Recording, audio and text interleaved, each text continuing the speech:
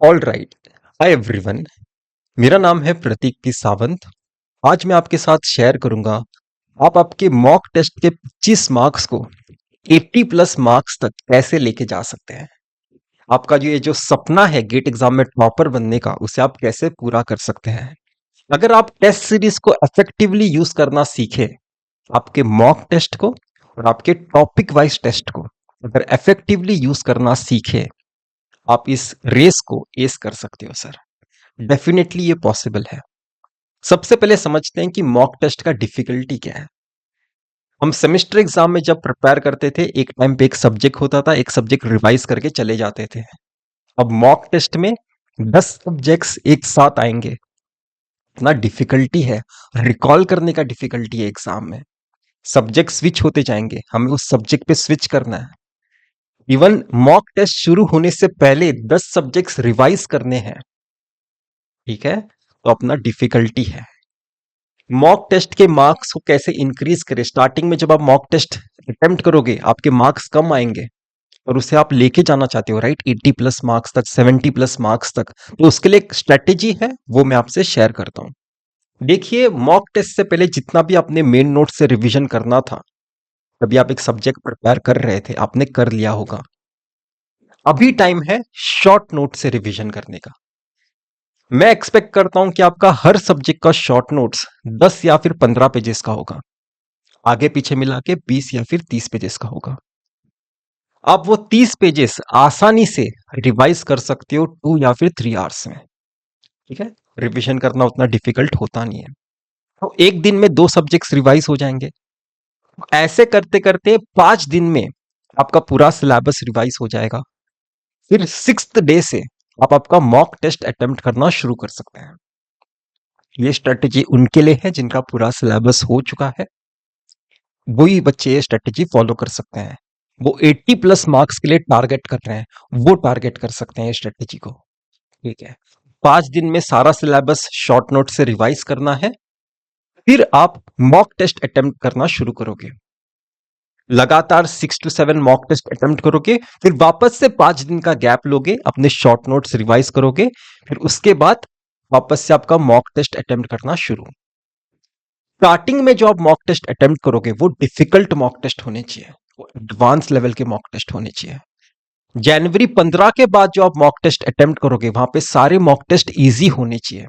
हो सके तो गेट एग्जाम का पेपर ही, लास्ट के 5 सालों का पेपर ही as a mock test attempt कर लीजिए। उससे क्या होगा, एग्जाम से पहले हम अपना कॉन्फिडेंस लूज नहीं कर रहे हैं। जो भी इंप्रूवमेंट करना है, जनवरी 15 से करना है। जनवरी 15 के बाद सफिशिएंट होना है अपने आप में। एक ग्रेटिट्यूड रखना है कि जितना मैंने किया, वो भी मैं बहुत खुश हूं, उसमें मुझे कोई मिस्टेक नहीं करना है। ये आपका एटीट्यूड होना चाहिए जनवरी 15 के बाद। ठीक है, अब मैं बताता हूं कि आप आपके मार्क्स कैसे इंक्रीज कर सकते हो। हर टेस्ट के बाद आपको क्या करना है, आपके मिस्टेक्स आपको देखने हैं कि आपकी क्या मिस्टेक हुआ, कहां पे सिली मिस्टेक हुआ, कौन सा फॉर्मूला है जहां पे आप स्क्वायर रूट लेना भूल जाते हो, स्क्वायर लेना भूल जाते हो। जो भी वो सिली सिली मिस्टेक्स हैं, आपके मिस्टेक के बुक में आपको अलग से लिखने हैं। इस फॉर्मूला में मैं ये चीज भूल जाता हूं, यहाँ पे प्लस था, मैं माइनस ले लेता हूं। जो भी आपका मिस्टेक है, आपके मिस्टेक के नोटबुक में नोट करोगे। अगर एक कोई कॉन्सेप्ट है, कोई लॉजिक है, आप रॉन्ग जगह अप्लाई कर रहे हो, तो उस कॉन्सेप्ट का राइट यूज क्या है, उस लॉजिक का राइट यूज क्या है, वो भी लिखिए। मिस्टेक के बुक में आप मिस्टेक्स मतलब लॉजिकली लिखते हो, कॉन्सेप्चुअल लेवल पे लिखते हो, पूरा क्वेश्चन नहीं लिखते, पूरा आंसर नहीं लिखते। क्या वो चीज था, अगर वो आपको पता होता, तो वो क्वेश्चन आप राइट अटेम्प्ट करते, वो लिखना है सिर्फ। तो मैंने आपको मिस्टेक्स, सिली मिस्टेक्स और जो क्वेश्चंस आप अटेम्प्ट नहीं कर पाए थे, उसके लिए जो लॉजिक रिक्वायर्ड था, वो आपके मिस्टेक के बुक में लिखना इंपॉर्टेंट है, बताया। हर मॉक टेस्ट से पहले आप आपका मिस्टेक का नोटबुक रिवाइज करोगे। एक और चीज जो स्टूडेंट्स हालांकि इग्नोर कर देते हैं, जो क्वेश्चंस आप राइट अटेम्प्ट करने वाले हो, उसके भी सॉल्यूशंस को चेक करिए। क्या ऐसा कोई शॉर्टेस्ट अप्रोच है जो एग्जामिनर ने या फिर उस टेस्ट सीरीज वालों ने आपको दिया है। कि हो सकता है कि आपने थोड़ा लेंदी अप्रोच फॉलो किया हो, उसी रीजन से आपको बाकी क्वेश्चन में कम टाइम पड़ा था और आप वहां पे सिली मिस्टेक्स किए थे। तो राइट क्वेश्चन को भी देखना है।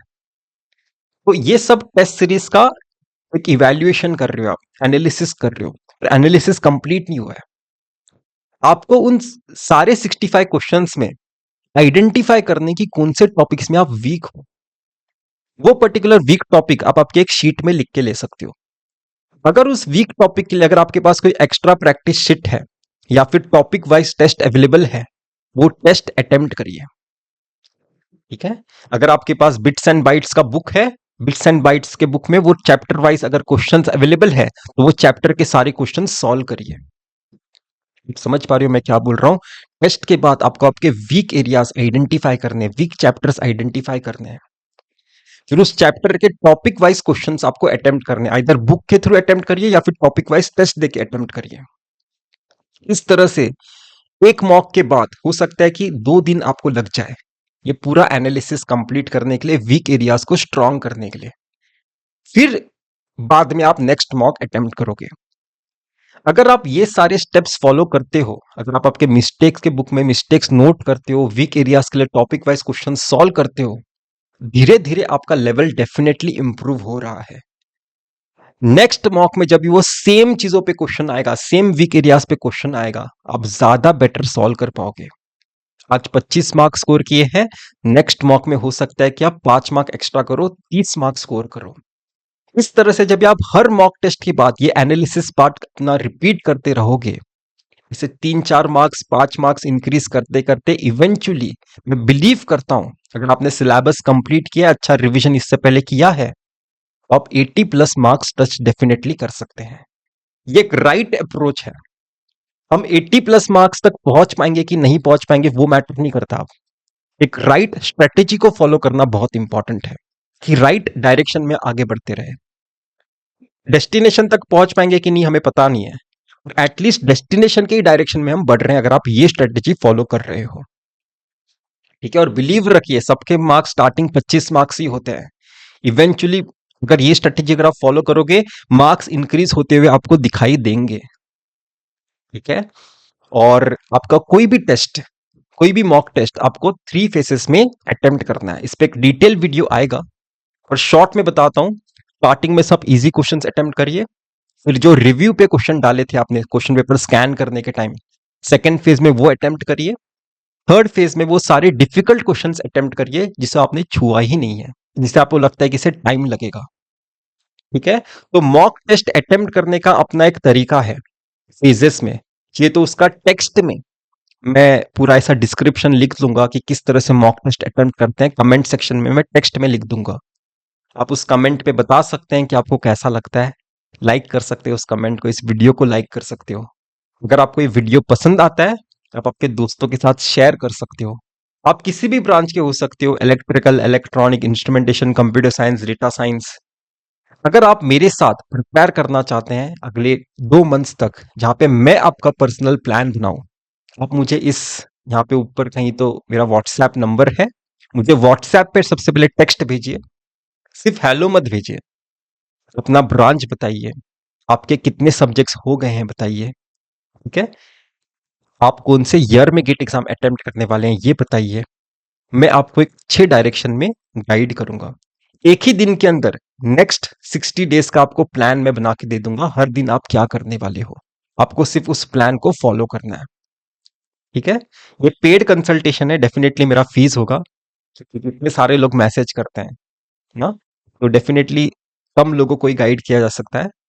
ये पेड कंसल्टेशन है, बहुत मिनिमल फीस में मैं आपको गाइड करूंगा। अगर आप इंटरेस्टेड हो मुझे व्हाट्सएप पे मैसेज भेजिए।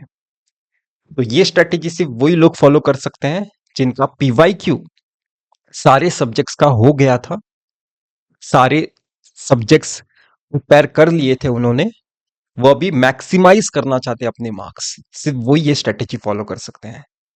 अगर आपके पीवाईक्यू बाकी है बहुत सारे सब्जेक्ट्स के, आपके कुछ सब्जेक्ट्स भी बाकी है, आपके लिए शायद से ये एग्जैक्ट स्ट्रेटेजी फॉलो करना पॉसिबल नहीं होगा। आपके लिए थोड़ा चेंजेस चाहिए इसमें, ठीक है, और चेंजेस मेजर ही चाहिए होंगे।